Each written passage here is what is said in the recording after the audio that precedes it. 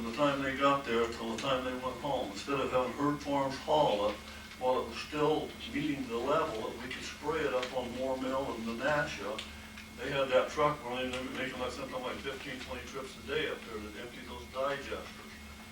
And we were saving, what we were saving a day, Phil, what, $1,700 a day or something like that per day by doing that ourselves. The engineer even came and talked to me, and he said, I don't know why you guys are hauling that up there. Well, it's 11 cents a gallon, which was really cheap for herd farms to haul it, but it wasn't costing the city anything as long as we could get it up there and done. But we saved, I don't know how many thousands we saved there, but we saved quite a large sum of money right there because we wanted to try to get enough money saved where we could get this equipment building and put the new equipment in. When we came on board, the city had taken $126,000 out of that money, and they bought the tractor and a bunch of equipment out here, and there was $60,000 left that the city had. And when we got elected, Clem asked me what we wanted to do with that other $60,000, and I said we want to put it back in the sewer fund. We want to make sure we've got enough money to do the treatment plant, so we put it back in there.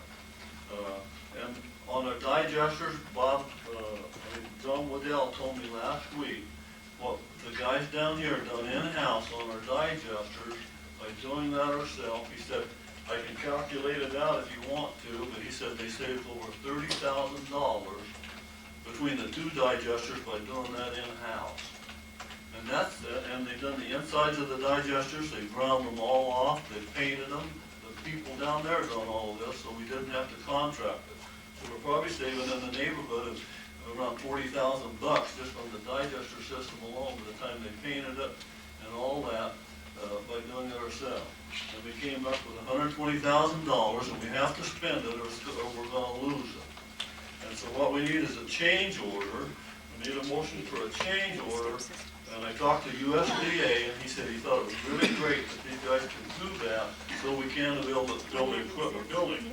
In order to do it, the city's paid $100,000 for the land, and we're going to be short to build this building by about $60,000, and that's exactly what I had them put back in it. So we need to have that motion made that we can take out of the money that's supposed to be refunded back to the city to finish that building. Because we're either going to have to use the $120,000 or we're going to lose that. And we'll have a completed equipment building. I saw it. Second. I got a question, Marvel. Yep. I see a fee here, the fee you're talking, I see this fee and all these fees. No, this is the total right here. We take the 180 total. And we've got 120, so we need 60 more. And we got to put 60 back in there. That the city I see. already taken that. Yeah. Okay. So see, you had 120 to the 60, and we've got enough to do it. And some of these things are gone now. Yeah, I see that. I was just wondering on the electrical there. We're not going to do that much. We're probably going to cut down some on that. Yeah, that's really high. Yeah. Well, we want 3-phase in it, we'll actually work on it. Yeah. But I thought it was really commendable of those guys that put their time and effort in that so we could have that building. So we got a motion, all in favor of the motion? Opposed, motion carried. Okay, next we have to go, and tied to this, our partnership has to sign an agreement.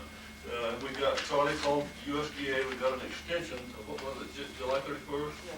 We got an extension, so we would have enough time to do this.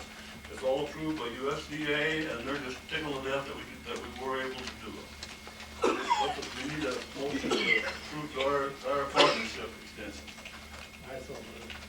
Second. See, all in favor? Motion carried. Okey-doke. Fill vacancies on the budget committees. What have we got, Charlie, for? We have, actually there will be 2 vacancies.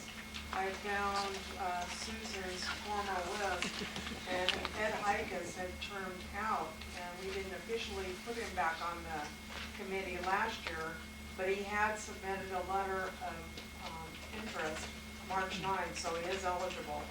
We have 3 applicants, Ed Hikas, Phyllis Walsh, and Michelle Robeson, and we need to fill 2 positions. Mayor, I'd like to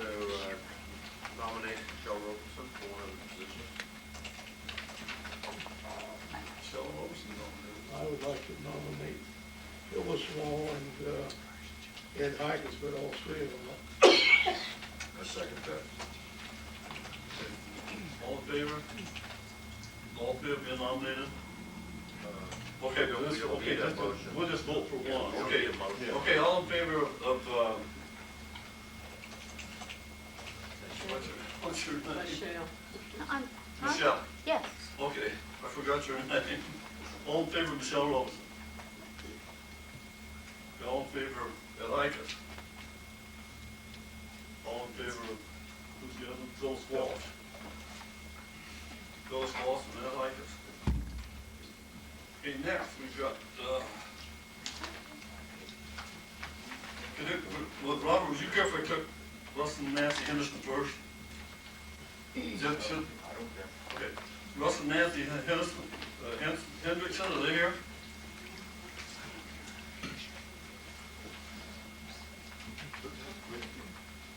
They're not here. Okay.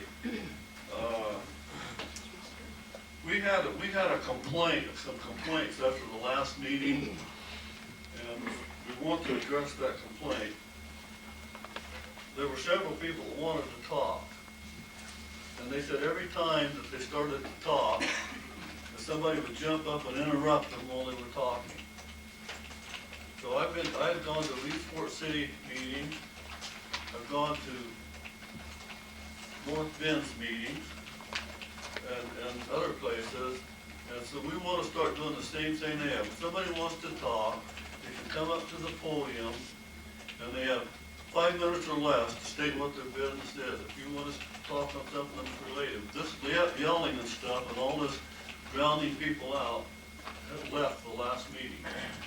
And we're tired of it. We don't get paid for this job. We're volunteers, and a lot of us put in a lot of time on it, but I don't think we have to stand up here and be yelled at. I know I don't have any intention of doing it anymore, getting yelled at. So I want to make that plain. We want everybody to have a chance to speak. If it gets out of hand, the meeting will be dismissed.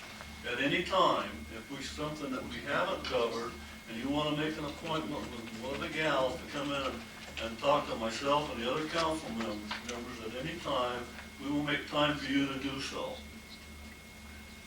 But I don't want any, these meetings are not going to be out of control like they have been for the last several months. Okay, Robert? Okay, if I just stand right here. That's fine. Can you state your name, Robert? Robert O'Brien. I live up on Kings Avenue. And me, I'm totally confused as to what I'm supposed to be paying for these step systems. I've been to a couple of meetings. We've gotten into some heated discussions on it. So I've done a lot of research on my own. I've gone as far as this area, all the way back to West Virginia, back to Glide and so forth. And I've learned a little bit about the step system, probably just enough to be dangerous, but I think I know enough to discuss it, hopefully halfway intelligently now. One thing I did learn is when you have a step system, the step system only puts influence down to the sewage plant. What this does to the city, this allows the city not to have to process at that time the solids, the suspended solids, and the grease and oil. If you look at the study that was done at Glide and other places in the Midwest, and if you look at the engineering document when they get ready to design one of these systems, they go to 3 different terms. Everybody, I think some of us has heard some of them, which was the BOD rating. BOD rating for a step system is approximately 58% less than it is for a normal sewage system. When you look at solar suspended solids, I think the number is 77%. These are not my numbers. These are actual tests that they've done in the state of Oregon and Washington and I think Northern California.